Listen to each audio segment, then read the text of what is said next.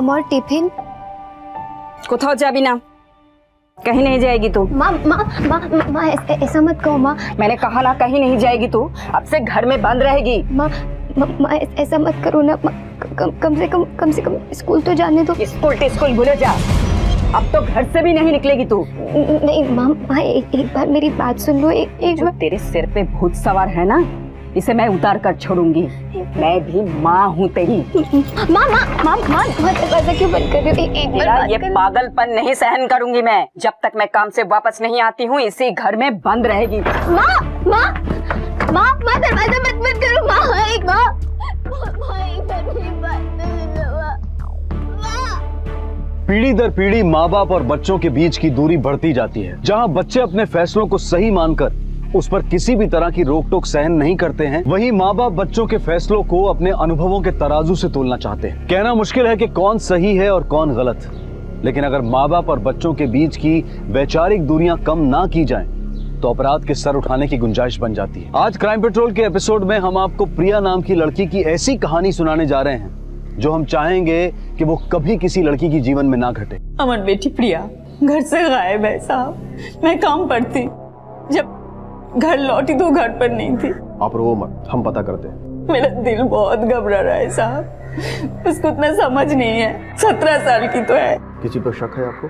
एक लड़का है साहब, उसी ने मेरी मासूम बच्ची को बहकाया होगा। कौन है वो लड़का? कुछ दिन पहले की बात है साहब, बहुत देर हो गई थी, वो घर नहीं लौटी तो मैं उसकी सहेली से पूछा। उसने बताया कि सुब्रतो की फोटो की दुकान पर है और हमेशा वहीं रहती है। मैं वहां गई तो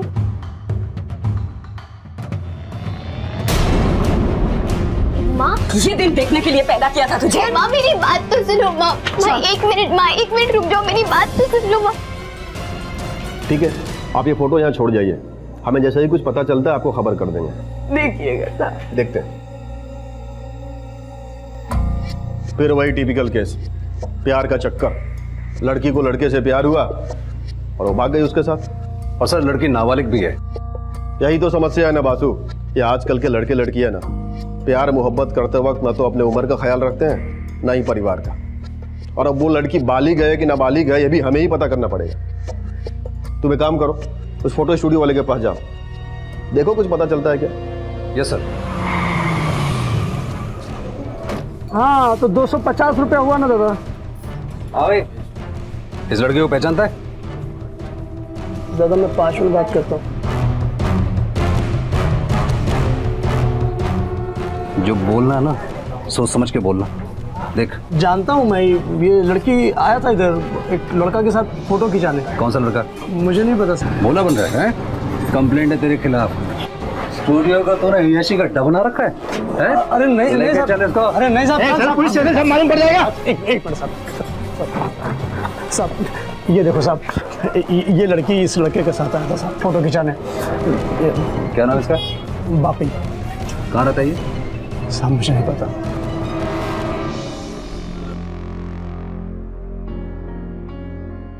बापी, हम होटल क्यों आए? हम तो बम्बई जाने वाले थे ना। अरे जाएंगे ना बम्बई, पहले मेरे पास तो आ जा एक बार। तुम भी ना। हाय हाय, जब तू शर्मा दिया ना तो और भी अच्छे लगने लगती है।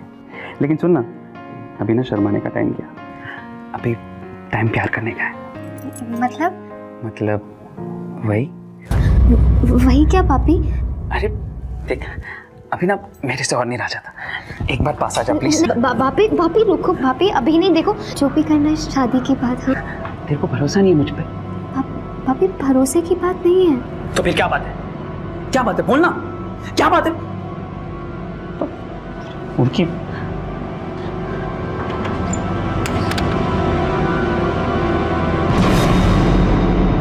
सर स्टूडियो के मालिक सुब्रतो के पास से जो हमें बापी की फोटो मिली थी उसे लेकर हमने आसपास की जगह पे पूछताछ की, लेकिन कोई इसको नहीं जानता है, न घर न परिवार न फोन। लेकिन सर हमारे पुलिस रिकॉर्ड में जो वांटेड क्रिमिनल्स की स्केचेस है, ये सर देखिए सर, बापी की फोटो इस स्केच से काफी मिलती जुलती है। और सर इस रिकॉर्ड के हिसाब से अब तक ये 3 लड़कियों को अपने साथ लेके भाग चुका है। काफी सिमिलर है। और प्रिया का इस लड़के के साथ भागने का मतलब ये है कि इस केस को जैसा हम समझ रहे थे वैसा ही है नहीं।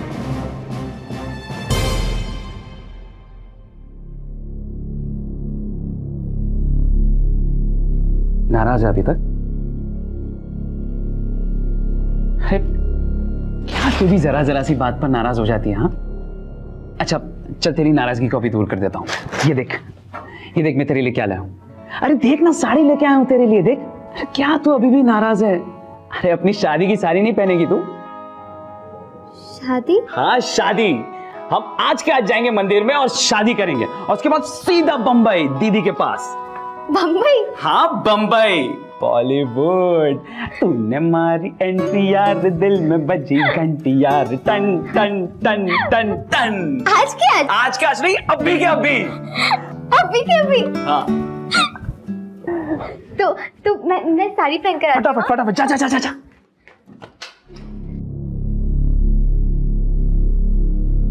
बासु, इस बापी का पूरा कच्चा चिट्ठा, इसका बायोडाटा, स्केचेज, फोटोग्राफ्स, जो कुछ भी हमारे पास अवेलेबल है, सारा का सारा आसपास के सारे पुलिस स्टेशन में डिस्पैच कर दो। हमें किसी भी हालत में प्रिया को ढूंढना ही है। Yes sir. ओम गणपति गुं हवामहे प्रियपति गुं हवामहे। अब ये विवाह संपन्न हुआ। आज से आप दोनों पति पत्नी हुए।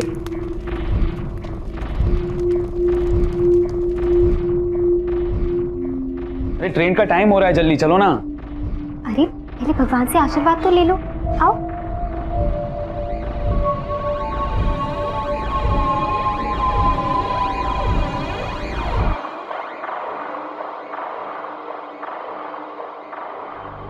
एक महीना हो गया, कब पहुंचेगा तू यहाँ पर? मैडम एक मस्त माल की डिलीवरी लेके आ रहा हूँ आपके लिए। लड़की देखने में ठीक ठाक है ना? अरे क्या सोनी मैडम, आप जानते हो ना क्वालिटी के साथ कभी भी कॉम्प्रोमाइज नहीं करता भाभी। ठीक है। वैसे माल कहाँ पर पहुँचाना है? कविता के घर। ध्यान रहे लड़की को कोई तकलीफ ना हो। चल आप फोन रख।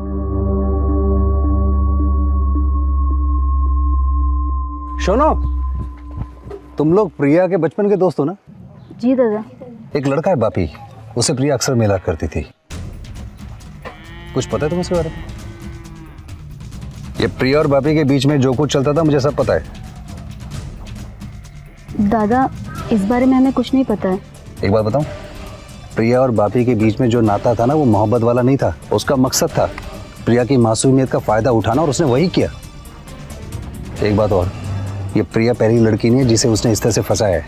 इसके पहले 3 और लड़कियों को उसने इस तरह से धोखा दिया है। इसलिए मैं कह रहा हूँ कि अगर तुम्हें प्रिया ने अपने बारे में या बापी के बारे में कुछ भी अगर बताया है तो मुझको बताओ। मैं तुम्हारी मदद से तुम्हारी सहेली की जिंदगी बर्बाद होने से बचा सकता हूँ। जी दादा, प्रिया ने मुझे बताया था। क्या बताया था? देख परी, मैं तो बहुत जल्द बम्बई जाने वाली हूँ, वहाँ खूब मजे करने वाली हूँ, लेकिन तू मुझे मत भूल जाना। हाँ बम्बई? हाँ। लेकिन तुझे बम्बई कौन ले जा रहा है? बापी ले जाएगा, वादा जो किया है उससे। वो बापी, वो तुझे बम्बई क्यों ले जाएगा? प्यार जो करता है मुझसे, उसने ना मुझसे कहा है कि मुझसे शादी करेगा, बम्बई ले जाके बड़े से घर पे रखेगा और खूब घुमाएगा। क्या शादी? हाँ शादी। सत्ती बाबा। लेकिन तेरी अम्मा? अरे अम्मा को तो मैं समझा दूंगी जब बम्बई से वापस आऊंगी ना तब। लेकिन देख तब तक तू किसी को मत बताना, तुझे हमारी दोस्ती की कसम है। बोल, नहीं बताएगी ना? बोल। ठीक है, नहीं बताऊंगी। अरे मेरी परी, देख बम्बई जाऊंगी ना तो वहाँ पे से तेरे लिए ना बहुत सारे नए नए कपड़े लेकर आऊंगी, तुझे भी ले जाऊंगी मुंबई। चलेगी ना मेरे साथ? लेकिन दादा वो कब और कैसे गई इस बारे में मुझे कुछ नहीं मालूम है। उसने मुझे कुछ भी नहीं बताया था। सत्ती।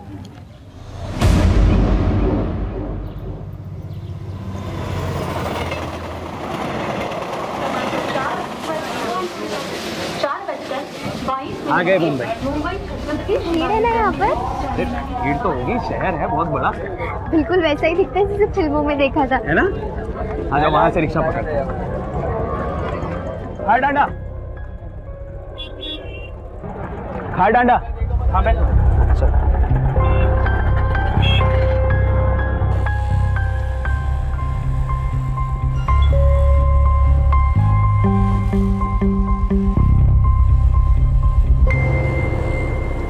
क्या कर रहे हो?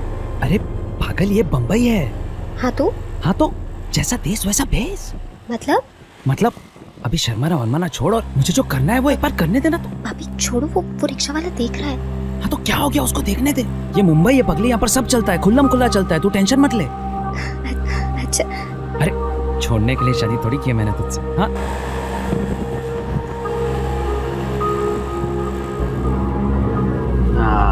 बस बस बस बस आ जाओ। कितना हुआ? 160 रुपये हुए। 160 हुआ क्या? 160 ये लो। 160 यहाँ से चल के जाना पड़ेगा। आओ।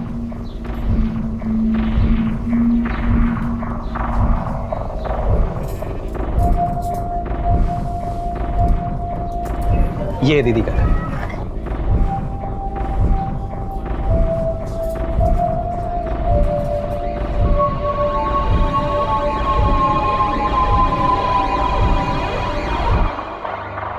प्रिया, ये कविता दीदी है, मेरी बहन।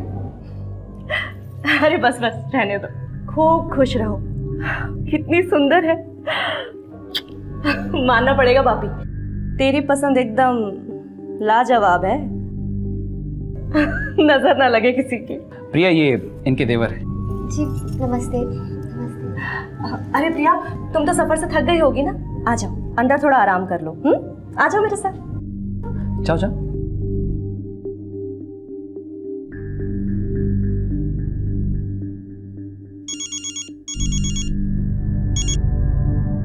हाँ बोल। हम पहुंच गए यहाँ पर। गुड। रास्ते में कोई तकलीफ तो नहीं हुई ना? अरे नहीं नहीं मैडम, रास्ते में कोई तकलीफ नहीं हुई। आपका माल एकदम सही सलामत है। Very good. जब तक मैं ना बोलूँ ना, तुम दोनों वहीं रहना, समझ गए ना? कोलकाता पुलिस ने जब बापी के बारे में तहकीकात की तो उन्हें पता चला कि ये लड़का पहले भी कई मासूम लड़कियों को बहला फुसलाकर भगा चुका है। बापी प्रिया को लेकर मुंबई के लिए रवाना हो चुका था। ये बात कोलकाता पुलिस को रेलवे स्टेशन से पूछताछ के बाद पता चल चुकी थी और कुछ लोगों ने उन्हें मुंबई की ट्रेन में बैठते हुए भी देखा था। इस केस की कड़ियों को सुलझाने के लिए और बापी नाम के शख्स को जल्द से जल्द पकड़ने के लिए कोलकाता पुलिस तुरंत मुंबई के लिए रवाना हो गई।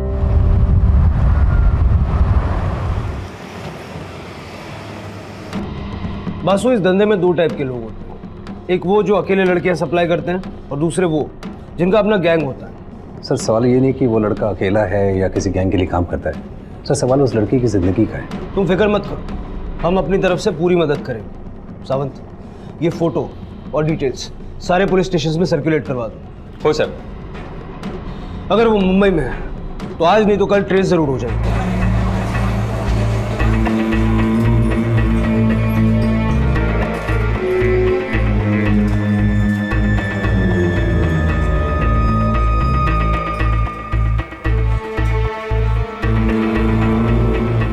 बासु, इस कुर्ला स्टेशन से हर रोज हजारों लोग आते जाते हैं। इस तरह तो पता नहीं चल पाएगा कि वो लोग मुंबई में कहाँ उतरे और किधर गए। सावंत, एक काम करो, रेलवे अथॉरिटी से बात करके यहाँ का सारा सीसीटीवी फुटेज निकलवाओ। और हाँ, वो ट्रेन मुंबई में यहाँ से पहले कल्याण भी रुकती है, वहाँ का फुटेज भी निकलवाओ। Yes sir.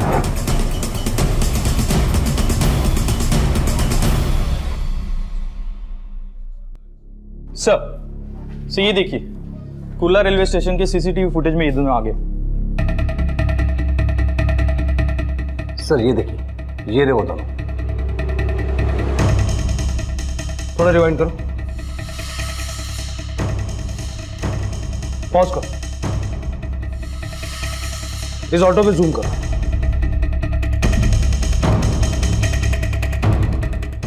आरटीओ से इस ऑटो की डिटेल्स निकलवाओ और उस ऑटो वाले को ले आओ। Yes sir.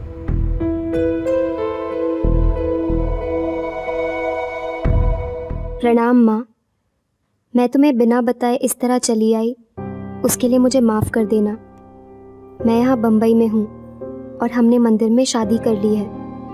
माँ, तुम जैसा समझती हो बापी वैसा बिल्कुल नहीं है।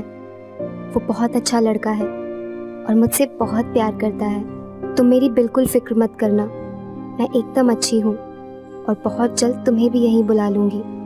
तुम्हारी प्रिया। क्या कर रही है तू? जा जल्दी से फटाफट तैयार हो जा जाकर। क्यों, कहीं जाना है? हाँ, आज बम्बई दर्शन कराऊंगा तुझे। वाह, बम्बई दर्शन?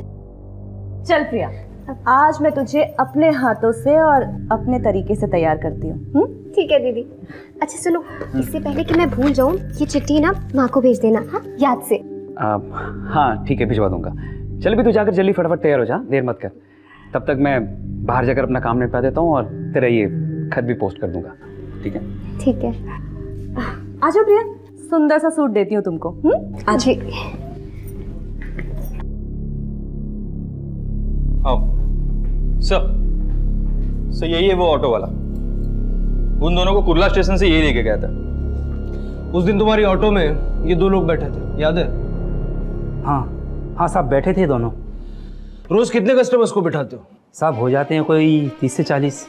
उन 30-40 कस्टमर्स में से तुमको ये दोनों बराबर याद रह गए? वो क्या है ना, ये जो लड़की ना कम उम्र की थी और ये जो लड़का है इसे रास्ते में छेड़ रहा था और मैं ये सब शीशे से देख रहा था, इसलिए याद रह गया। कहीं बाहर गांव से आए थे साहब, और एक बैग भी था उनके हाथ में। कहाँ छोड़ा उन दोनों को? खारदांडा।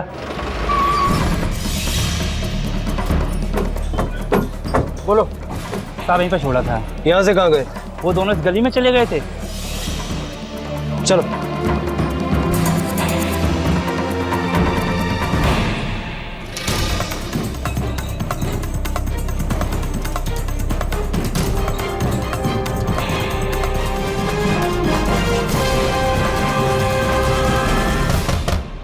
भाभी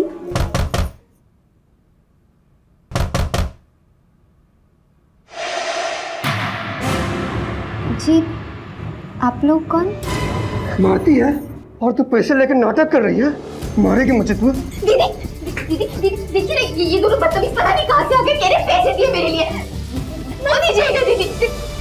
एकदम चुप, मुंह से आवाज नहीं निकलनी चाहिए। सेठ माफ कीजिएगा, ये लड़की नई है धंधे में, देख लीजिएगा आप।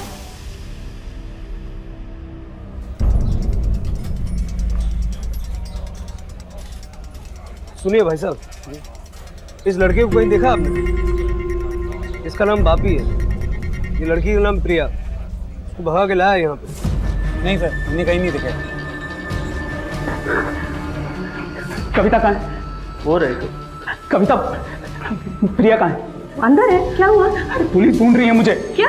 अरे हाँ, वो औरत यहाँ पर ढूंढते ढूंढते आ गए ना तो आफत हो जाएगी यार।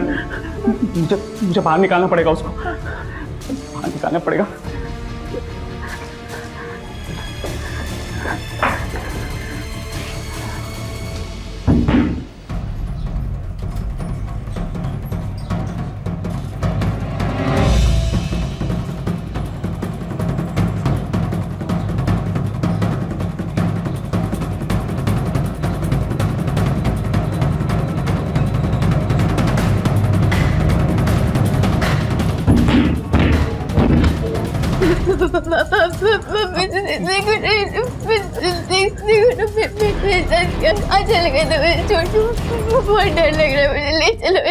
तू डर मत, मुझे पता चल गया कि कविता दीदी ने क्या सलूक किया है तेरे साथ। बहुत गलत किया उसने। तू रो मत। देख तुझे यहाँ पर लाना मेरी गलती थी, लेकिन तू डर मत, मैं तुझे लेके जाऊंगा यहाँ से। मैं तुझे लेके चला जाऊंगा यहाँ से, मैं लेके जाऊंगा।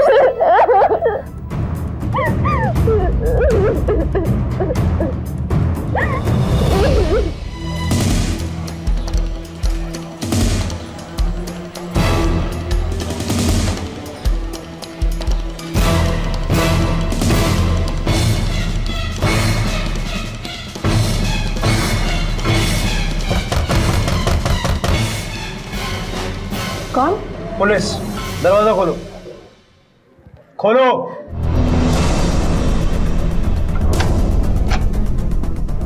अरे साहब आप। ये लोग कुठे? माहित नहीं साहब। अच्छा, मुझे नहीं पता। अरे साहब देखिए ना, मैं तो ब्यूटी पार्लर चलाती हूँ, वो भी लड़कियों का। लड़के तो यहाँ आते ही नहीं है, और ये लड़की तो यहाँ कभी नहीं आई है। इस लड़की का नाम प्रिया है और ये बापी है जो इसको बहला फुसला कर यहाँ लेके आया। क्या बात कर रहे हैं साहब, मैं बोली ना आपको, ये लड़की यहाँ कभी नहीं आई है। आई है कि नहीं आई है वो हम खुद पता कर लेंगे। बगा सकड़ी खड़े। सर सुनिए तो सही, आप अंदर कहाँ जा रहे हैं? सर सब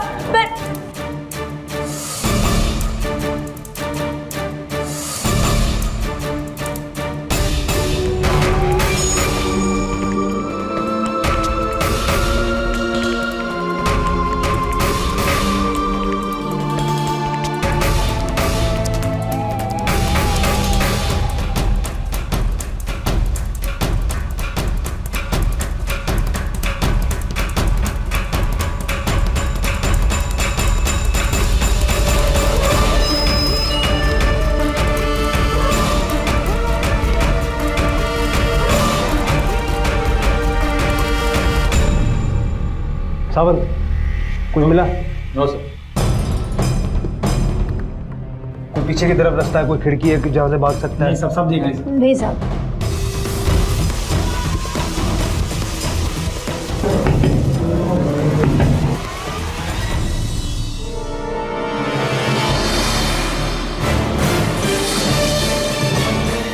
सर जरा एक मिनट यहाँ पर आइए।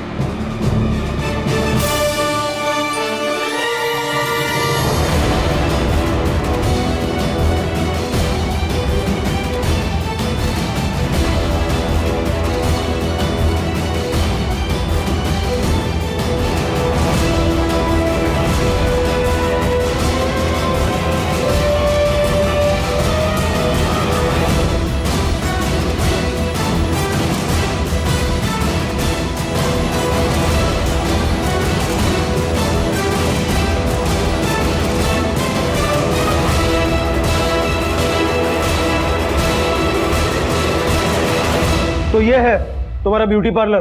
कहाँ छुपा के रखा है दोनों को? सीधे सीधे बोलोगी या इनसे बुलवाऊं? माफ कर दीजिए साहब, बापी यहीं था, पर अब वो उस लड़की को लेकर कहाँ गया है मुझे नहीं पता। अच्छा, अब तक तो तुम्हें यही नहीं पता था कि बापी कौन, और अब वो चला भी गया। सारी कहानी शुरू से एंड तक बता दो। बताती हूँ साहब, बताती हूँ।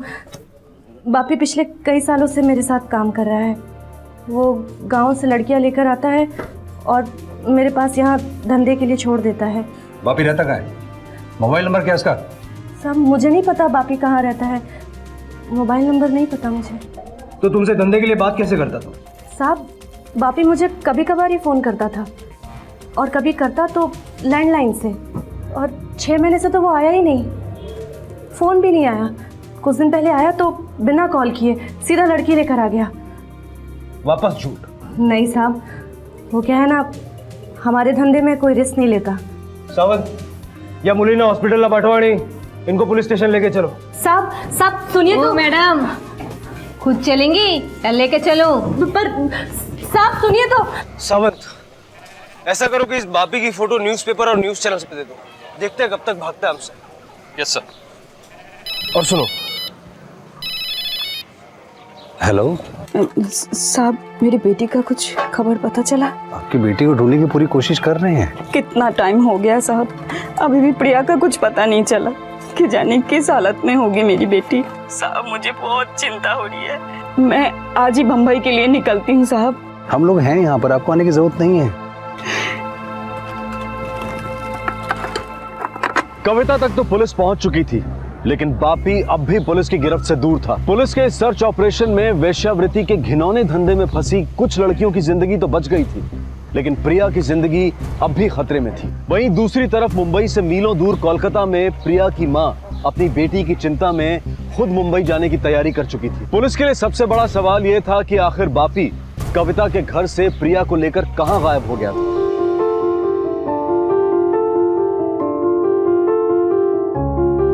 Thank you.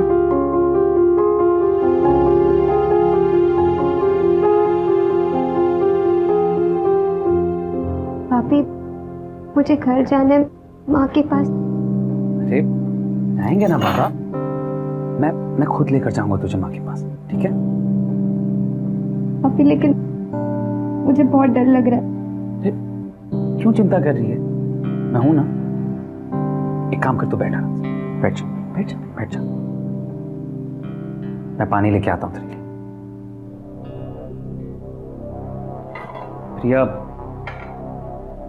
कविता ने जो किया है ना तुम्हारे साथ, बहुत गलत किया है। देखना, उसको बहुत बुरी सजा मिलेगी इसके लिए। भगवान कभी माफ नहीं करेगा उसे, मैं भी कभी माफ नहीं करूंगा उसको।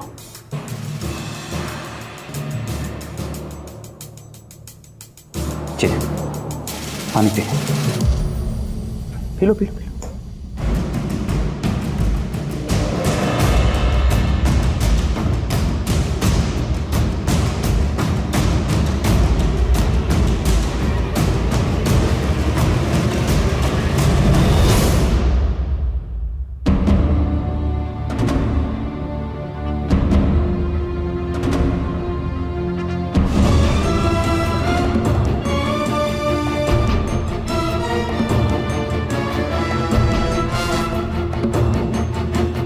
भैया तुम तो हो ना?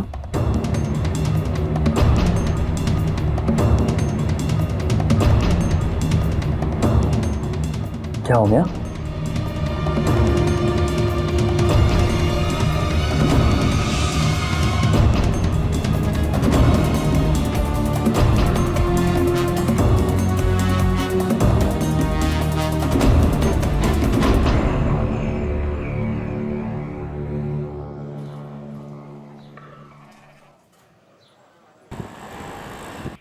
शख्स का नाम बापी है, जो कि कलकत्ता के गांव से 16 साल के नाबालिग लड़की को भगाकर अपने साथ मुंबई लेके आया है। अगर ये शख्स आपको मुंबई में कहीं भी दिखाई देता है या इसके बारे में आपको कुछ भी पता चलता है तो तुरंत ही नज़दीकी पुलिस स्टेशन में सूचित करें या फिर नीचे दिए हुए नंबर पर मुंबई पुलिस को इन्फॉर्म करें।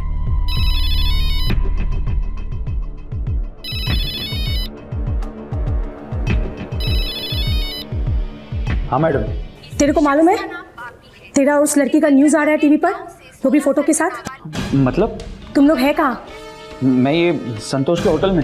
तुम दोनों वही रहना, जब तक मामला ठंडा नहीं हो जाता है तब तक वहाँ से निकलने की कोशिश भी नहीं करना। हाँ ठीक है मैडम। मैडम कोई दरवाजे पे है। कौन है? मैं संतोष। तेरे को मालूम है तेरे और इस लड़की की फोटो टीवी पर आ रही है। मैडम ने वही बोला। हाँ हाँ मैडम। कौन है? वो संतोष है। बात करा जल्दी से। हाँ देता हूँ, मैं बात कर। हेलो। देख, बापी और वो लड़की कुछ दिन तक तेरे होटल में ही रहेंगे। ठीक है मैडम। मैं जल्द से जल्द इन दोनों को शिफ्ट कर देती हूँ। कोई वादा नहीं। देख, कुछ भी हो जाए धंधा बंद नहीं होना चाहिए, समझ में आया? जितना कमा सकता है उस लड़की से कमा, नशा दे या कुछ भी दे, लेकिन धंधा चालू रहना चाहिए। Okay madam. क्या बोले? मैडम ने तुम दोनों के यहीं पे रुकने के लिए कहा है। सर इतनी कोशिश करने के बाद भी वो लड़का बापी प्रिया को लेकर खुलेआम घूम रहा है, इसका मतलब साफ है कि कोई ना कोई उसकी मदद कर रहा है। सही कह रहे हो। पुलिस को इतनी आसानी से चकमा देना किसी एक अकेले के बस की बात नहीं। हमें कविता को फिर से इंट्रोगेट करना चाहिए। मुझे लगता है वो कुछ ऐसा जानती है जो वो हमें बता नहीं रही है। बता इस धंधे में कौन कौन है तेरे साथ?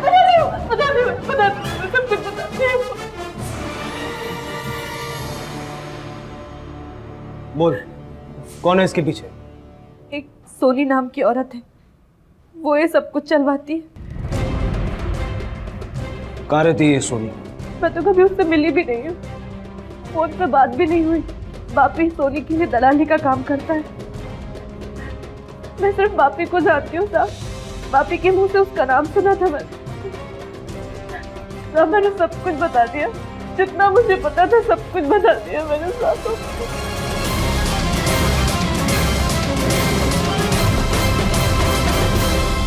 पुलिस के लिए बापी और प्रिया को ढूंढना मुश्किल होता जा रहा था। बापी एक मिडिलमैन की तरह एक बड़े रैकेट के लिए किसी सोनी नाम की महिला के लिए काम करता था। इस धंधे में शहर के कई ब्यूटी पार्लर्स और छोटे होटल्स मिले हुए थे, जहां से इस ह्यूमन ट्रैफिकिंग के रैकेट को ऑपरेट किया जा रहा था। लेकिन सोनी का कोई रिकॉर्ड पुलिस के पास नहीं था और ना ही उसे किसी ने देखा था, और वो पर्दे के पीछे रहकर इस सारे रैकेट को मैनेज कर रही थी। पुलिस ने इससे निपटने के लिए एक आखिरी रास्ता चुना।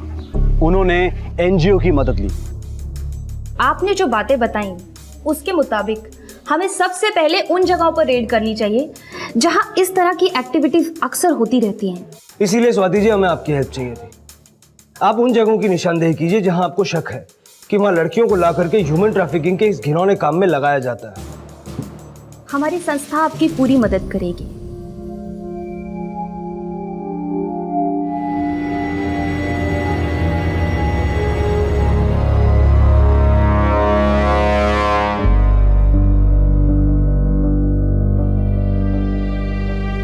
প্রিয়া, हाँ প্রিয়া দেখ শোনা কি এনেছি তোর জন্য। বল না।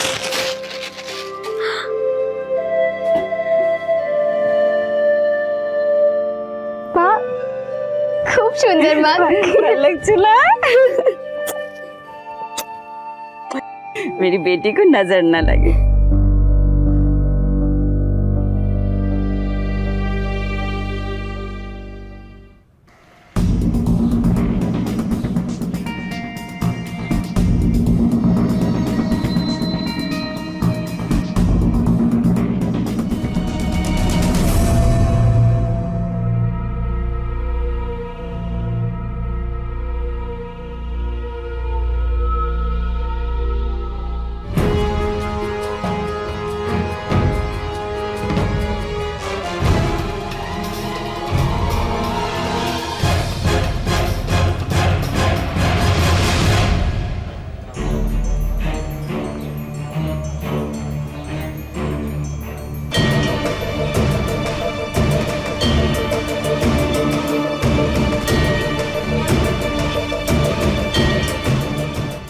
पियो।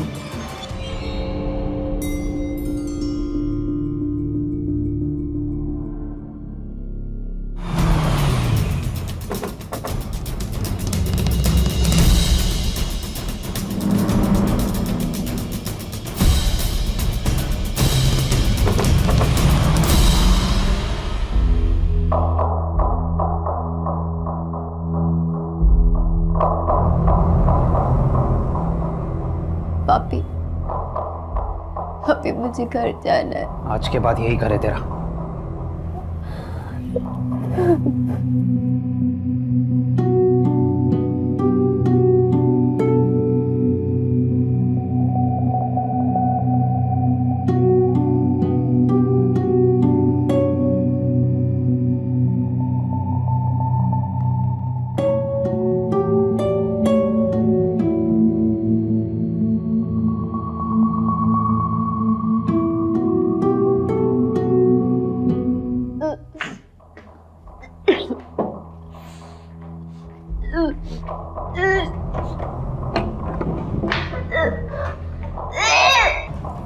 अच्छा, वो रविराज से बात की थी ना तुमने? हाँ।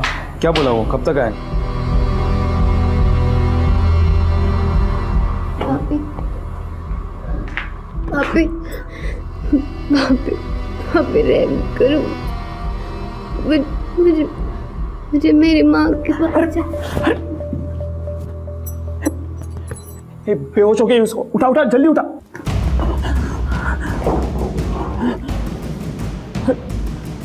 प्रिया, प्रिया, इसको कुछ हो गया तो वांदे हो जाएंगे। एक काम कर, डॉक्टर को बुला कर ला तू। हाँ। और सुन सुन सुन, उसको शक नहीं होना चाहिए। हाँ, संभल के जा जा जा।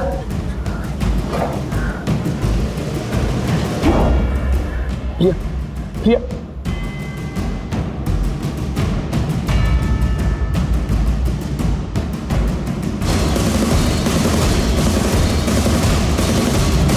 इतनी रेड्स की, सर्च ऑपरेशन किए, इतने सेक्स रैकेट्स एक्सपोज कर दिए, लेकिन बापी और उस लड़की का कुछ पता नहीं चला।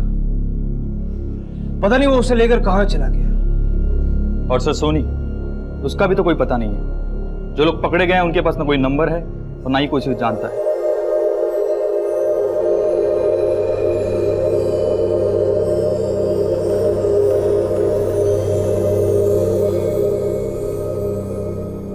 ये कौन है आपकी?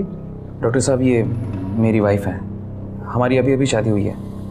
वैसे क्या हुआ डॉक्टर साहब इसे? देखिए, ये बहुत ही कमज़ोर है, खून की कमी है इनमें। इन्हें अभी के अभी अस्पताल में एडमिट नहीं किया गया तो कुछ भी हो सकता है। बहुत इमरजेंसी केस है। डॉक्टर साहब, वो थोड़ा पैसों का प्रॉब्लम था। मैं कल सुबह तक अरेंज कर दूंगा। मैं कल सुबह इसको एडमिट कर दूंगा। डॉक्टर साहब, आप अभी के लिए अगर हो सके तो कुछ दवाई लिख के दे दीजिए ना।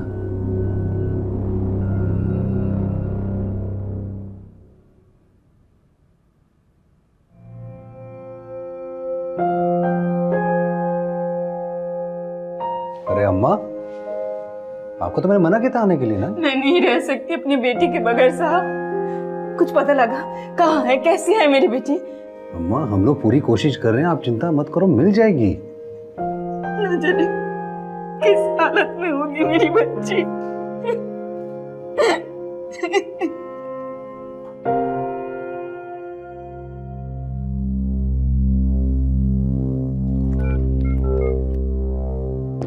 मैं डॉक्टर अस्ताना बोल रहा हूँ। मैं अभी एक होटल से एक लड़की का चेकअप करके आ रहा हूँ।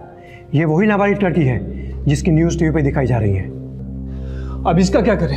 एक काम करते हैं, इस अस्पताल लेके चलते हैं। पागल हो गया क्या तू? अस्पताल ले जाएंगे और किसी ने देख लिया तो पकड़े जाएंगे। सब जानते हैं हमारे बारे में यार। इसको कहाँ ले जाना है मुझे पता है।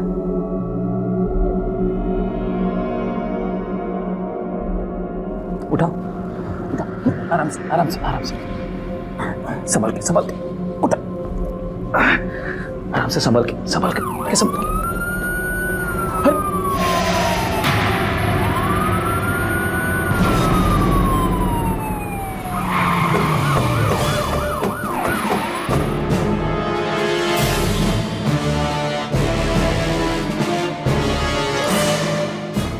लड़की ने काम फंसा दिया यार। क्या छुप के बैठा है? मैंने कुछ नहीं किया साहब। कुछ नहीं किया तो ये लड़कियां कहां से आई? हाँ? मैंने कुछ नहीं किया साहब। लड़कियों को फंसा के यहाँ लेके आता है, सब पता चल जाएगा। चल लेके जाओ इसको भी लेके जाओ। चल कुछ नहीं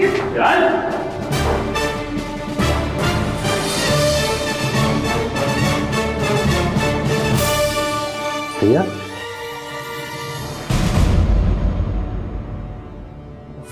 सब मत मारो साहब, मारो मत साहब। मैं बताता हूँ साहब, मैं सब बताता हूँ साहब। ये सोनी कौन है? साहब मैं सोनी के लिए काम करता हूँ साहब। वो ही सब कुछ करवाती है साहब हमसे। मैं तो बस लड़कियों को ले जाकर उसके दिए गए ठिकानों पर दे देता था साहब।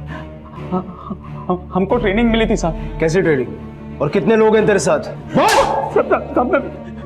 मैं अकेला नहीं हूँ साहब। मेरे जैसे बहुत सारे लोग हैं जो काम करते हैं साहब उसके लिए।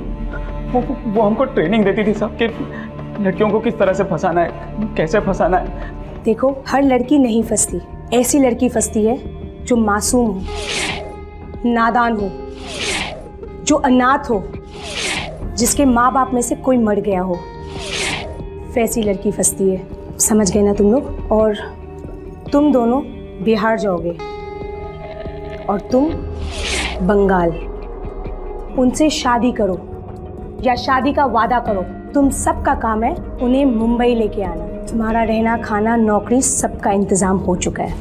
यार या शादी का झांसा देकर मुंबई ले आते थे साहब। तो यहाँ पर लाने के बाद हम लोग सोनी के दिए गए ठिकाने पर लड़कियों को दे देते थे साहब। बस उसका बहुत बड़ा गैंग है साहब। वो मिलती नहीं है वैसे किसी से, फ़ोन पे ही बात करती। मैं भी एक दो बार ही मिला हूँ साहब उससे। और कितनी लड़कियों को इस तरह से तूने फंसाया? याद नहीं है साहब, लेकिन बिहार और कलकत्ता की बहुत सारी लड़कियां लाकर दिए मैंने सोनी को। ये सोनी रहती कहाँ? जी, आप लोग कौन? पुलिस। चलो हमारे साथ। क्या है? मैंने कुछ नहीं किया। अरे मैंने कुछ भी नहीं किया, छोड़ो मुझे।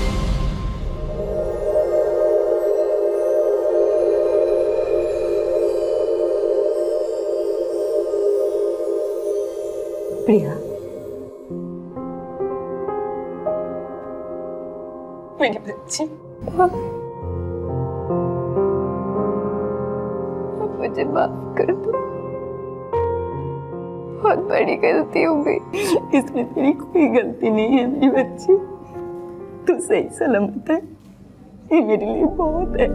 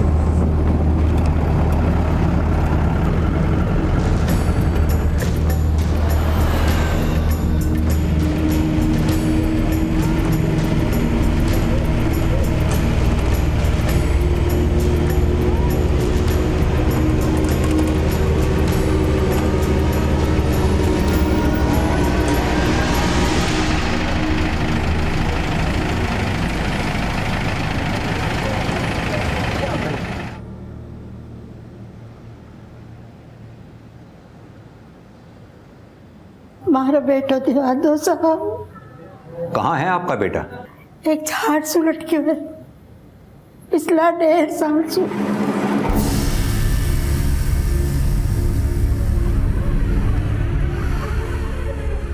झाड़ से? जी साहब, झाड़ से।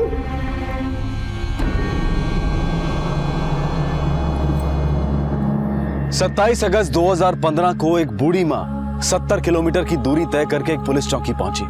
उसकी शिकायत थी कि पिछले 18 महीने से उसके बेटे का शव एक पेड़ पर लटका है। क्या मजबूरी रही होगी इस माँ की जो वो इतनी लाचार थी, और क्यों एक मृतक के शरीर के साथ इस तरह का निर्मम बर्ताव हो रहा था। हमारे देश में आज भी ऐसे कई छोटे छोटे गांव हैं जिनके 70 किलोमीटर तक के रेडियस में भी कोई पुलिस व्यवस्था नहीं है।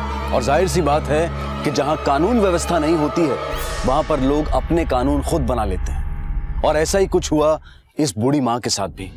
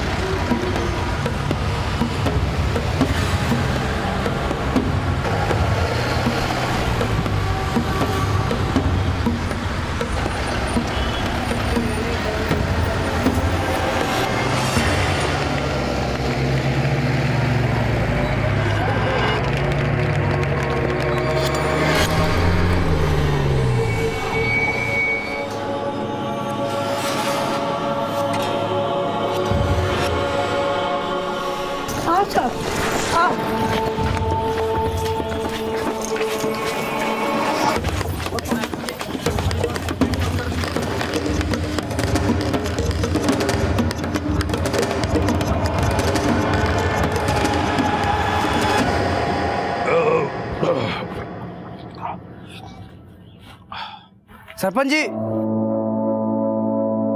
खम्बा गड़ी साहब। सरपंच जी, उस बुढ़िया ने कोई काम धंधा तो है नहीं। पहले दिन रात अपने बेटे की लाश के नीचे बैठी रहती थी, और अब घूमते घूमते शहर पहुंच गई और वहां से पुलिस ले आई। सरपंच जी, ये बात एकदम बर्दाश्त से बाहर है कि हमारे पुरखों के बनाए हुए रिवाज पे कोई टांग अड़ावे।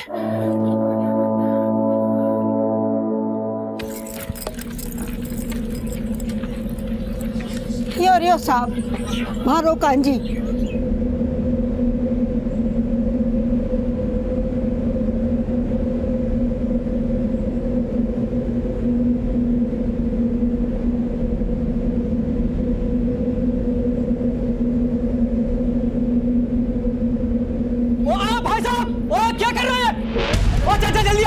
अरे क्या कर रहे हो भाई साहब? कुछ करने से पहले इजाजत ली है क्या? आप कौन? बड़े भाई लागे सुमे इसका भाई से। ये टेकपुर है, यहाँ का कानून आपकी किताबों में ना मिलेगा, और गांव में तो घुस गए पर यहाँ के मामलों में ना घुसने देंगे आपको। गांव को मान लो। अरे यो मारो बेटो तो, कांजी मारो बेटो तो, सारा भाई तो यो साहब। मैंने मारो बेटो चावे 9 महीना तक अपना खून से इन बेटा ने पालियो। आज 18 महीना से यो पेड़ पे टंग रहे छे। सब लोग अपना रास्ता भूल गया, अपना रिश्तों कांजी से भूल गया। अरे रिश्तों से बड़ा होया रिवाज, हाँ? 1-2 रिश्तों की अहमियत तो कोई नहीं को, और तू इन सब मामलों में मत पड़। बोल दे रहा हूँ मैं तेरे को, तू कुछ मत कर। कौन न चालू मैं, मारो बेटो छो।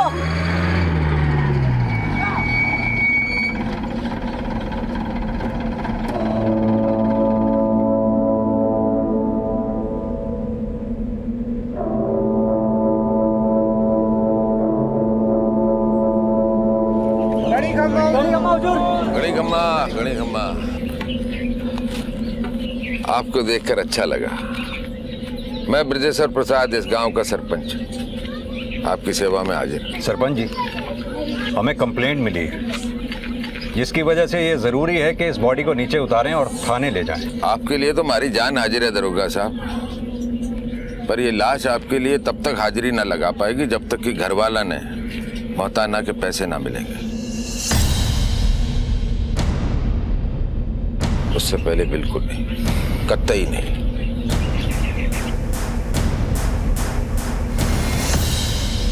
मौताना यानी मौत का मुआवजा। मौताना राजस्थान के भील समुदाय की बनाई हुई एक ऐसी प्रथा थी जिसमें अगर मजदूरी करते वक्त किसी की मृत्यु हो जाए तो उस जमीन के मालिक को मरने वाले के परिवार को हर्जाना देना पड़ता था। लेकिन समय के साथ इस परंपरा ने एक भयानक रूप ले लिया। अब मृतक के शरीर का अंतिम संस्कार तब तक नहीं किया जाता जब तक उसका हर्जाना वसूल नहीं हो जाता, और इसके लिए तरह तरह के हथकंडे अपनाए जाते हैं। आज जहां एक तरफ हम डिजिटल इंडिया की बात करते हैं, ग्लोबलाइजेशन की बात करते हैं, वहीं दूसरी तरफ आज भी हमारे देश में ऐसे कई गांव और प्रांत हैं जो रूढ़िवादी और झूठी परंपराओं की बेड़ियों में जकड़े हुए हैं, और मौताना भी एक ऐसी ही प्रथा का नाम है। कांजी के भाइयों को भी मौताना से मिलने वाली रकम का इंतजार था, लेकिन इस बार यह इंतजार 18 महीने का हो चुका था। कि कांजी की मौत कैसे हुई? नशेड़ी था, नशे की हालत में क्या कुछ कर जाता था कुछ पता नहीं चलता था। नशे और परेशानी ने उसे खुदकुशी करने पर मजबूर कर दिया। अब मैं एक माँ की परेशानी न्यू अच्छी तरह से समझू, पर क्या करूं? पुरखों की पुरानी परंपरा है, कैसे तोड़ूं? ये सब झूठ बोले हैं साहब। हमारा बेटा ने खुदकुशी को नहीं करी। आप गांव के सरपंच हैं, आपको तो कम से कम कानून की समझ होनी चाहिए। उल्टा आप इन लोगों का साथ दे रहे हैं, बढ़ावा दे रहे हैं, कानून तोड़ रहे हैं। अब जिस कानून की बात कर रहे हो ना दरोगा साहब, वो यहाँ से 70 किलोमीटर दूर आपकी चौकी पर खत्म हो जाता है। ये हमारे बाप दादाओं ने अपने हाथों से ये गांव बसाया है, और इस गांव के अंदर उनका ही कानून चलता आया है, उनका ही कानून चलता रहेगा। अगर आपको पकड़ना ही है ना तो जाओ उस जाकर रतन को पकड़ो। रतन? ये रतन कौन है? अरे वही कमीना जिसकी वजह से कांजी मारा गया। वो उसी के खेता में काम करता था। वो सुबह शाम उस पर बड़ा जुल्म करता था, मारता पीटता रहता था। गायब होने से एक दिन पहले तक वो उसी के खेता में काम कर रहा था। उसी ने उसको आत्महत्या करने पर मजबूर कर दिया। अब मौताना की बात आई तो गायब हो गया गांव से।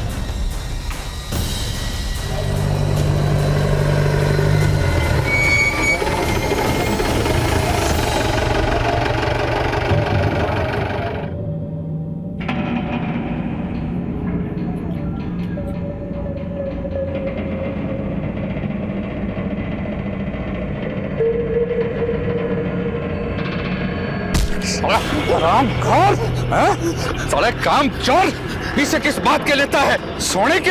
आज मैं तन्ने तब तक मारूंगा जब तक थारे बदन से खून और आंखों से नींद दूर ना हो जाए। मारो जितना हिसाब बनता जाओ, पहले मुझे लौटा दो तो मैं चला जाऊं। हिसाब की तो तू बात ही मत कर कांजी। तने जितना हमारा नुकसान करवाया है ना, उल्टे भारे पीछे थारे पे निकलेंगे। मालिक, जितना मेरा पैसा बनता चल उतना ही मांग रहा हूं, नहीं तो मरबा के बाद मेरी लाश तो देना पड़ेगा। यही वजह थी कि कांजी ने खुदकुशी कर ली। परिवार चलाना मुश्किल था, कर्ज में दबा हुआ था, और रतन के जुल्मों को कब तक सहता? ये रतन मिलेगा कहाँ? भवानी मंडी भाग गया था, लेकिन अभी भी उसका घर और जमीन यहाँ पर है। कहाँ तक भागेगा साल? कभी ना कभी तो आवेगा। और जब तक रतन खुद आकर के पैसे मतलब मौताना नहीं देता तब तक लाश ऐसे टंगे रहेगी पेड़ पे। ये तो हमारे गांव का रिवाज है। एक रिवाज हमारा भी, हम भी गलत काम करने वाले को ऐसे ही लटकाते हैं फांसी पे। ये कांजी के साथ जो कुछ भी हो रहा है ना, वो गलत है। सूर्यभान, ये केस सिर्फ छोटे गांव में आत्महत्या का नहीं है, गांव वालों की मान्यताओं का है। सदियों से चली आ रही इस प्रथा को वो इतनी आसानी से तोड़ने नहीं देंगे। मुश्किल ये है कि हम चाह रहे हैं, गांव वालों से निपटना इतना आसान नहीं है। अगर कांजी को गांव से बाहर निकालना है तो हमें भी अपनी ताकत गांव वालों के बराबर करनी होगी। सर, अगर आप कहें तो मैं एक्स्ट्रा फोर्स का इंतजाम करूं। हाँ बिल्कुल सर, करो। बैठो जल्दी, चलो। एक्स्ट्रा फोर्स तो हमें मिल जाएगी सूर्यभान, पर शायद इस प्रोसेस में थोड़ा वक्त लगेगा। ये गांव भी तो कुछ ज्यादा दूर है अपनी चौकी से। तुम्हें क्या लगता है, कांजी को आत्महत्या करने के लिए किसी ने उकसाया होगा क्या? हो सकता है, साहब जी, कान्जी मोटी चमड़ी का था। ऐसा हो ही नहीं सकता कि उसने आत्महत्या की हो। कान्जी को जरूर किसी ने मारा है और साहब बलि का बकरा मन ने बना दिया, इसीलिए मैंने गांव छोड़ना पड़ा। आप इतने यकीन के साथ कैसे कह सकते हैं कि कान्जी को किसी ने मारा ही होगा? जब मैंने कान्जी को नौकरी से निकाला तब वो 1 महीने तक गायब था। मैंने सोचा उसने किसी और जगह काम पकड़ लिया होगा और रात दिन दारू पीकर वहीं पड़ा रहता होगा। पर साहब जी, अचानक उसके बारे में एक दिन एक खबर मिली।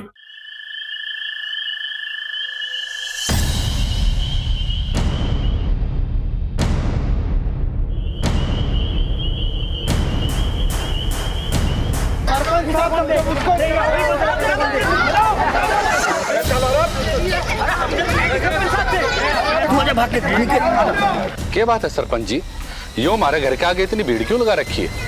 हम लोग यहाँ पर कांजी की मौत का मौताना वसूलने आए थे। सारी हैसियत के हिसाब से ज्यादा ना है, सिर्फ 11 लाख रुपए।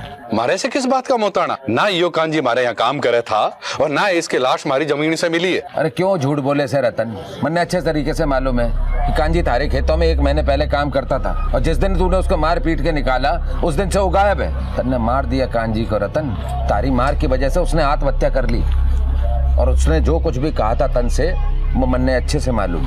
और तू ही मौत का जिम्मेदार है कांजी का, और 11 लाख रुपए तन्ने ही देने पड़ेंगे रतन। मैं 1 रुपये को नहीं दूं। थे कान खोल के सुन दो सरपंच जी, कांजी को 1 भी पीसो मारे ऊपर कौन नहीं निकले, बात खत्म। साहब जी, एक बोरी में खुद को बांध के फिर एक पेड़ से लटक कर कौन मरता है?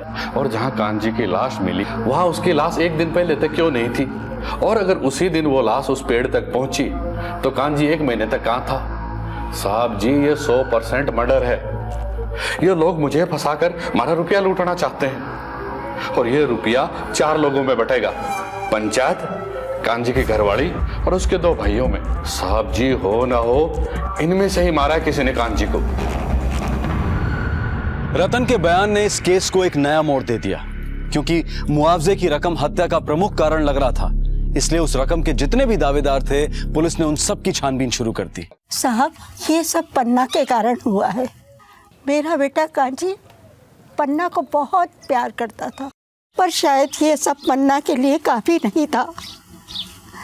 अगर वो भी चाहती तो क्या अपने पति को 18 महीने तक एक झाड़ से लटका रहने देती? किसी को कांजी की परवाह नहीं है, सब अपने फायदे में लगे हुए हैं।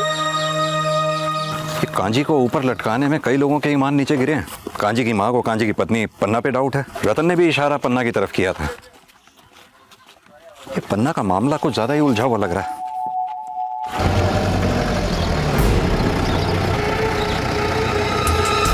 कांजी शराबी था साहब, पीने के बाद वो क्या करेगा इस बात का कोनो भरोसा ना था। हो सकता है शराब पीकर खुद ही लटक गया हो पेड़ से। एक आदमी ने खुद को बोरी में डालकर पेड़ से लटका लिया और सुसाइड कर लिया। ये जितने भी लोग इस फालतू के लॉजिक को सच बता रहे हैं, सब के सब झूठ बोल रहे हैं। इन पर नजर रखो सूर्यभान, हम इनमें से किसी पर भी भरोसा नहीं कर सकते। सर,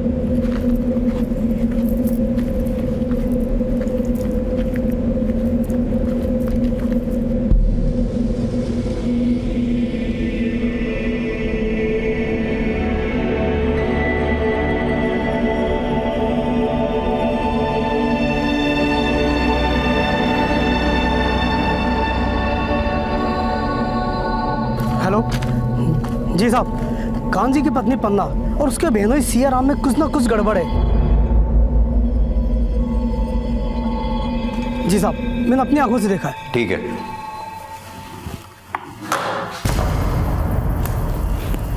इसका मतलब कांजी की पत्नी पन्ना का चक्कर सियाराम के साथ चल रहा है। एक तरफ तो कांजी की लाश कब्र में दफन भी नहीं हुई और दूसरी तरफ हमारे सामने हर रिश्ते का सच कब्र खोद के निकल रहा है। कहीं यही वजह तो नहीं जिसकी हमें तलाश है? हो सकता है सर। एक विधवा का एक बच्चे के साथ जिंदगी को आगे बढ़ाना क्या होता है साहब, वो आप ना समझ सकोगे, क्योंकि हमारे समाज में तो औरतों पे कीचड़ उछालने से मर्दानगी साबित हो गए। सियाराम ने हमारे में दिलचस्पी दिखाई और कांजी के जाने के बाद मुझे भी किसी का सहारा चाहिए था। हम दोनों की ज़रूरतें मेल खाती थी और यही कारण था कि हम दोनों का मिलना शुरू हो गया। और इसके बाद तुमने रिश्ते बना लिए? वो हमारा सबसे ज़्यादा ख्याल रखता है। कांजी भी हमारा ख्याल रखता था, पर सियाराम उससे भी ज़्यादा हमारा ख्याल रखता है और इतना ही काफ़ी है हमारे लिए। पन्ना को ये बात ज्यादा अच्छी लगती है कि सियाराम उसका सबसे ज्यादा ख्याल रखता है।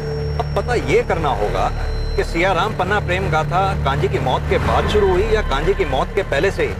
हुकुम साहब, हमारे को क्या लेना देना कांजी की मौत से, और उसे भी उसके पत्नी के साथ मैं पिछले 1 साल से ही हूँ, मतलब कांजी के मौत के 6 महीने बाद से। और आपको अगर ये जानना है ना कि कांजी ने आत्महत्या किया कि उसका खून हुआ, तो ये बात आपको कांजी के भाई केदार और भानु ने पता चलेगा।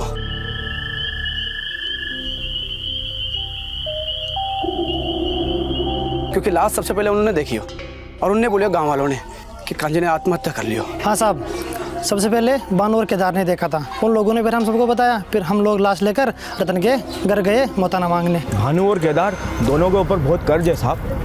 कांजी 19 था तो ये दोनों भाई 20।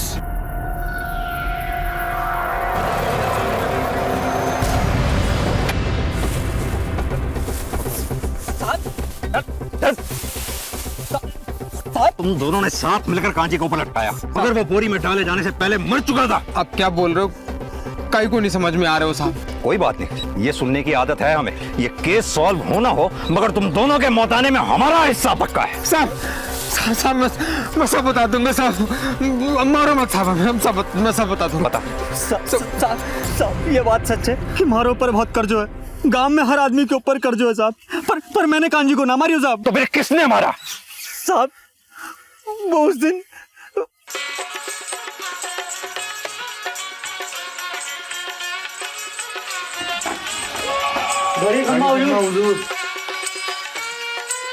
कांजी को 3 दिन से कोई पता ना है। तमाया बात करके गए थे। तमाया बताओ सरपंच जी। तारा भाई मिल जाएगो, पहले हमारे साथ चलो, हमारे कुआं ने साफ करके आओ। चलो चलो सर, ठीक है, चलो।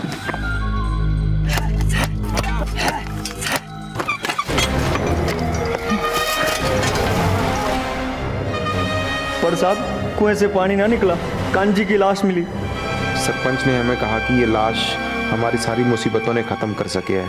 हमें भी लग गया कि शायद हमारी किस्मत को इसी लाश की तलाश थी। मोताना के पैसे से सारे कर्ज दूर हो जाते साहब। हमने कांजी की लाश को एक बोरी में डाल दियो और रात में उस पेड़ के पास ले जाके हमने उस पेड़ से लटका दियो साहब। सूर्यभान, लाश सरपंच के कुएं के पास मिली।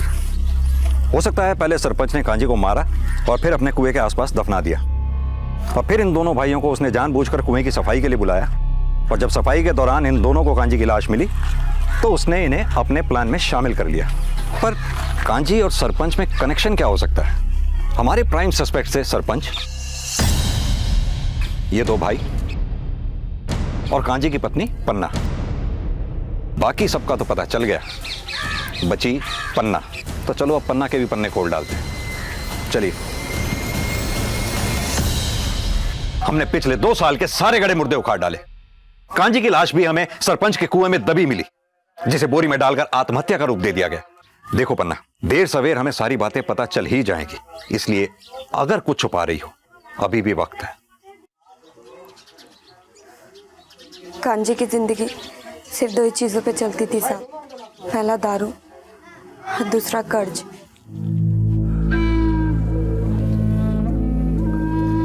ये तो खाली हो गई गांजी। और पिएगा?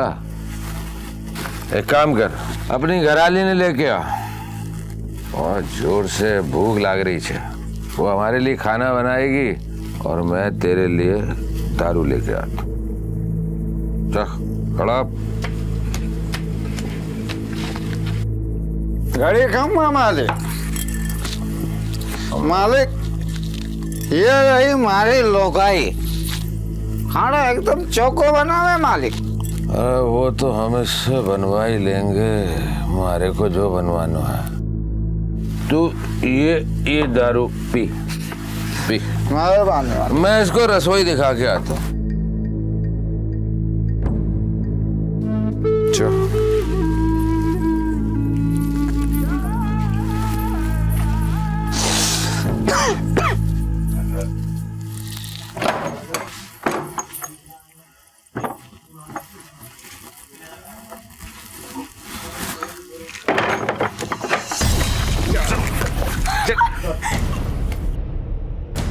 अगले दिन जब कांजी को सब समझ में आया, वो सीधा सरपंच के घर उससे लड़ने पहुंच गया। ये क्या किया तने मारे साथ? तने मारी को धोखा देके मारी लुकाई के साथ।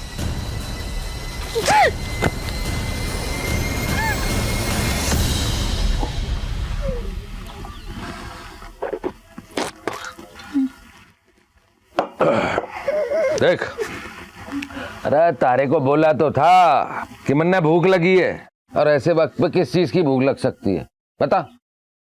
अरे शराब के बाद शबाब की भूख होती है, ये भी बताना पड़ेगा क्या? चल खड़ा हो, खड़ा जो बैठ बैठ। हाँ इधर देख, अरे इधर देख, मारे 2 लाख रुपए तारे पास है। मन्ने मांगे के? नहीं ना। मन्ने भूख होती है शबाब की, तुम्हारी भूख शांत कर, मैं तारी भूख शांत करूंगा। बहुत अच्छा सौदा बता रहा हूं। चल ये ले 20 रुपए और ये ले दारू। अरे रख ले, चल। कांजी मेरी फिक्र करता था साहब, हमारे से प्यार भी बहुत करता था, पर कभी कभी ये नशा प्यार, रिश्ते, इंसानियत, इन सबको खोखला कर देते हैं। कांजी नशे में डूबता जा रहा था। सरपंच ने उसकी कमजोरी पकड़ के उसे शांत कर दिया था। सरपंच रोज आता था और वो रोज मेरे साथ।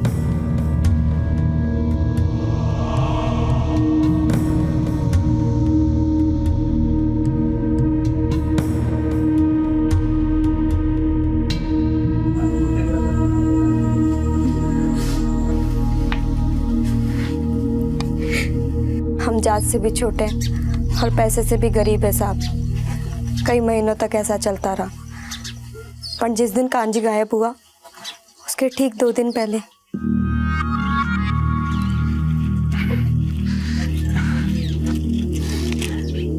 अपनी जिंदगी के सारे पाप धुल जावेंगे। तू परेशान ना हो।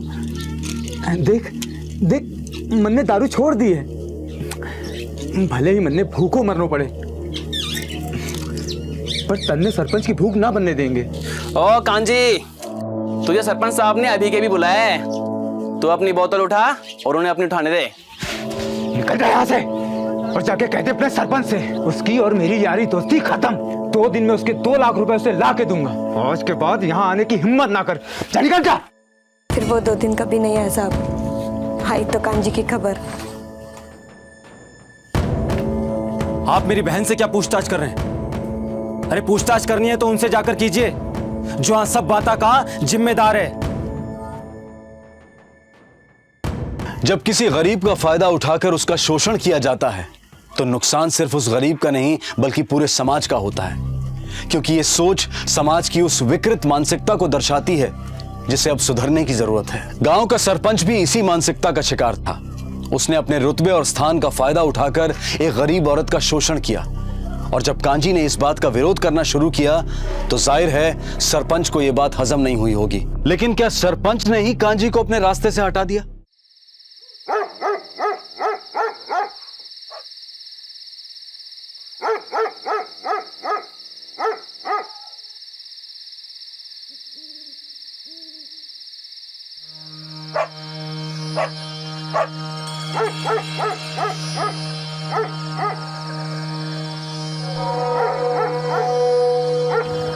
काजी बेटा, लालच के आगे सारा रिश्ता मर गया है। सब अपना चक्कर में पड़ गया है। एक मरिया हुआ आदमी को तमाशा बना रही है। पर तू चिंता मत करे बेटा, मैं हूं ना, थारी माँ। मैं तन्ने आजाद करवा के जरूर रहूंगी, तू चिंता मत कर दे।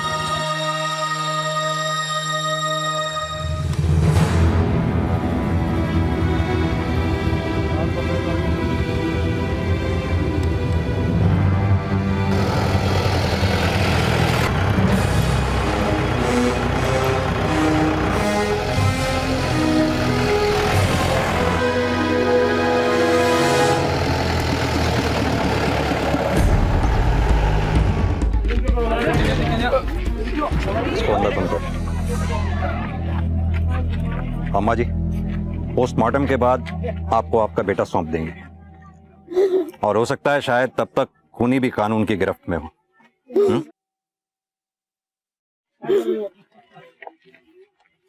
कानून के हाथ तुम्हारे खोखले रिवाजों से ज्यादा मजबूत होते हैं सरपंच।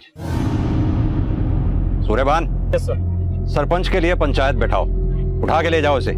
हमें गड़े मुर्दे उखाड़ने के लिए कुएं की जरूरत नहीं पड़ती है सरपंच। ले जाइए। चलो।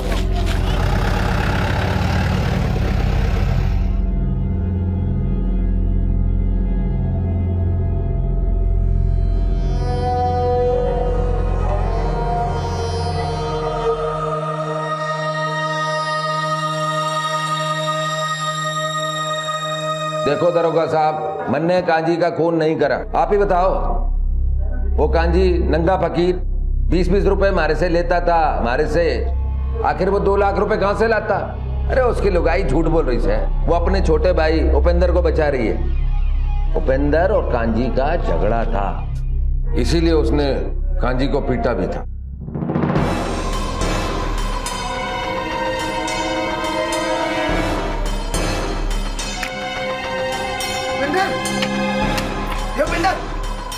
अबे सारू, तू पत्तों घेरो यहाँ पे। मुझे सर को सारे गांव में ढूंढने से भाग दो। लठ मारी कहाँ भागो तुम? अब तक क्या लग गया?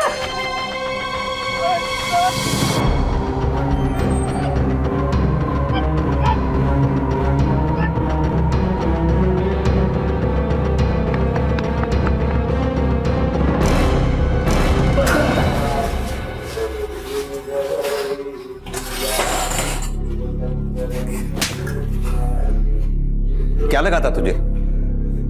हमसे बच के भाग जाएगा? मैंने नहीं मारा साहब। अरे कांजी को मार कर क्या मैं अपनी बहन को विधवा बनाना चाहूंगा? ना। हाँ, मेरा खून जरूर खोला था जब मैंने अपनी बहन और सरपंच के बारे में सुना। लेकिन मुझे पता था कि मेरे चाल लेने से कुछ भी नहीं होगा। मेरी बहन एक दलदल में फंस चुकी थी सिर्फ कांजी की वजह से। इसलिए मैंने उससे बात करना बंद कर दिया। गायब होने के ठीक 2 दिन पहले कांजी मेरे पास आया। मन्ने दारू छोड़ दी उपेंद्र, मेरा भरोसा कर। भूखों मर जाऊंगा लेकिन कभी शराब को हाथ न लगाऊंगा। मन्ने कसम खाई है, 2 दिन में 2 लाख रुपए का इंतजाम हो जाएगा। मैं जाके सरपंच को लौटा दूंगा। अब पन्ना को वहां जाने की कोई जरूरत नहीं। भरोसा कर मुझ पे, विश्वास कर मुझ पे। फिर वो गायब हो गए और फिर एक दिन पेड़ से उसकी लाश लटकी हुई मिली। हमने लगा कि उसने जानबूझकर खुदकुशी की है ताकि मोताने से मिले पैसों से मेरी बहन की जिंदगी ठीक हो जाए। मुझे इस बात का अंदाजा भी नहीं था कि उसने आत्महत्या नहीं की है, बल्कि उसकी हत्या हुई है।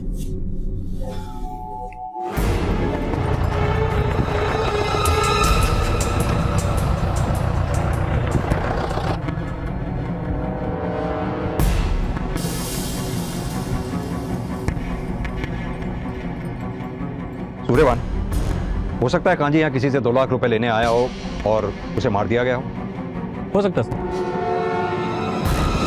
सर। कांजी की ऑटोप्सी रिपोर्ट आ गई है। स्कल पे क्रैक है। कांजी के सर पे किसी ने वार किया था। मर्डर वेपन भारी या नोकीली चीज, हथौड़ी या उसके जैसे कोई और चीज सर। एक काम करो, कांजी के आगे पीछे ऊपर नीचे जितने भी लोग उसके साथ जुड़े हुए हैं सभी के घर में छापे मारो। इन्हीं में से किसी के घर में से मर्डर वेपन हाथ लगेगा और मर्डर वेपन हाथ लगते ही हमारे सारे सवालों के जवाब मिल जाएंगे। एक बात और, कांजी की जिस दिन मौत हुई उससे जुड़े सभी लोगों के कॉल डिटेल्स चेक करो, यहां तक कि अगर गांव में पीसी और लैंडलाइन जो भी है चेक करो उस दिन की सारी कॉल डिटेल्स। यकीन मानो हम केस को सॉल्व करने के बहुत करीब है सूर्यभान।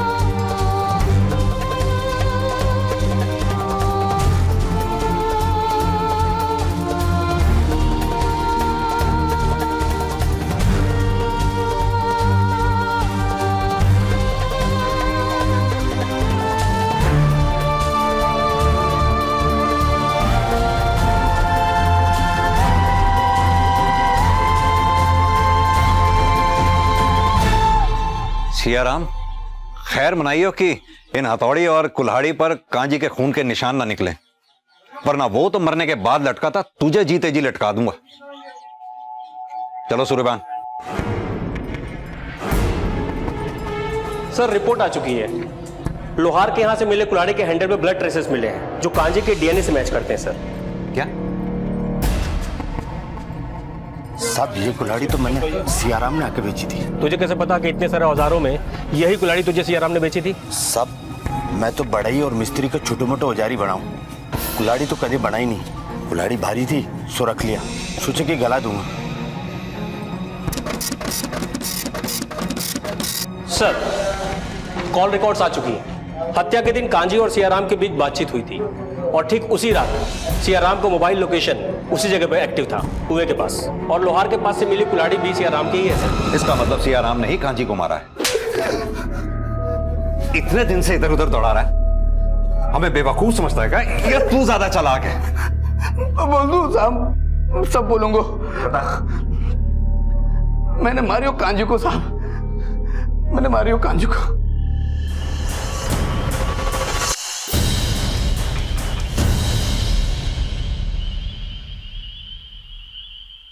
भाइयों, नरेंद्र की लाश लक्ष्यराज की जमीन पर मिली से। नरेंद्र लक्ष्यराज की जमीन पर काम करे था। अब लक्ष्यराज ने नरेंद्र को 8 लाख रुपए मोहताना के देने पड़ेंगे। लक्ष्यराज, चल भाई, मोहताना के पैसे दे।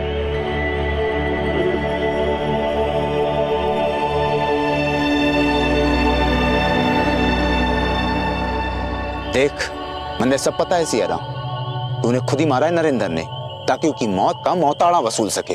जंगल के पास देखा मैंने तने, लच्छाराम की जमीन के पास अपने भाई को ठिकाने लगाते हुए। देख कांजी, मैं तारा जीजा हूं यार, क्यों फंसाना चाहता तुम्हारे? जीजा है इसीलिए अभी तो कुछ नहीं बोला और चुप रहा। खींचिए तेरे को मारे से बोल। मोहताड़ा की रकम में से 2 लाख रुपए। और वैसे तू घणो समझदार है।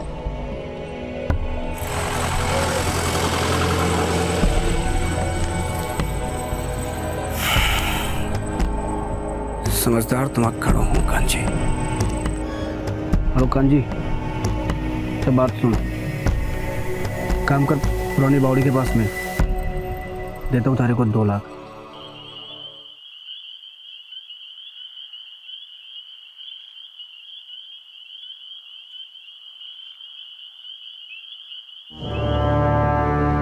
कत्ल तो हो गया हमारे हाथ से कांजी का,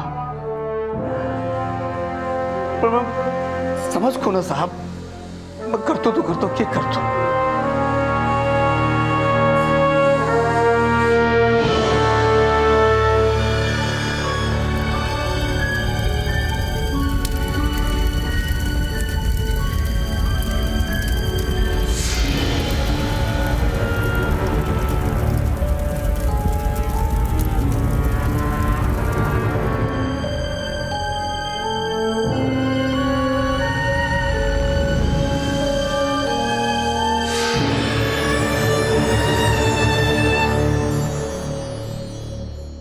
हमारा देश अपनी पौराणिक कथाओं, संस्कृति और रीति रिवाज के लिए जाना जाता है और ये रीति रिवाज समाज और इंसान की भलाई के लिए बनाए गए थे। लेकिन आज कुछ लोग लालच में आकर अपने फायदे के लिए इन्हीं प्रथाओं का गलत उपयोग करने लगे और यही वजह है कि मौताना जैसी प्रथाएं आज एक व्यवसाय बन गई।